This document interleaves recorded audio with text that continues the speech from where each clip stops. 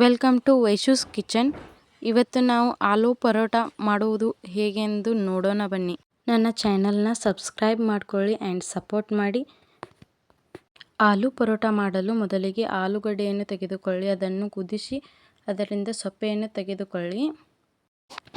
ಒಂದು ಕುಟ್ಟೋ ಕಲ್ಲಿಗೆ ಬೆಳ್ಳುಳ್ಳಿ, ಅಲ್ಲ, ಕೊತ್ತಂಬರಿ, ಮೆಣಸಿನಕಾಯಿ, ಜೀರಿಗೆ, ಅಜ್ವಾನ ಹಾಕಿ ಅದನ್ನು ಸಣ್ಣಂಗಿ ಕುಟ್ರಿ. ಒಂದು ಕಡಾವಂಗೆ ಎಣ್ಣೆ ಹಾಕ್ರಿ, ಅದ್ರೊಳಗೆ ಅಜ್ವಾನ ಜೀರಿಗೆ ಹಾಕ್ರಿ, ಕೊತ್ತಂಬರಿ ಹಾಕ್ರಿ, ಆ ಕುಟ್ಟಿಟ್ಟಿದ್ದ ಮಸಾಲೆ ಎಲ್ಲ ಹಾಕ್ರಿ. ಅದನ್ನು ಫ್ರೈ ಆಗೋತನ ಹುರಿದ ಅರಿಶಿನ ಹಿಟ್ಟ, ಉಪ್ಪು ಹಾಕ್ರಿ. ಆಮೇಲೆ ಆಲೂ ನಾವು ಸೊಪ್ಪೆ ತೆಗೆದು ಇಟ್ಕೊತಿದ್ದು ಅದನ್ನೆಲ್ಲ ಹಾಕ್ರಿ. ಹಾಕಿ ಚಲೋ ತಂಗಿ ಅದನ್ನು ಸ್ಮ್ಯಾಶ್ ಮಾಡಿರಿ.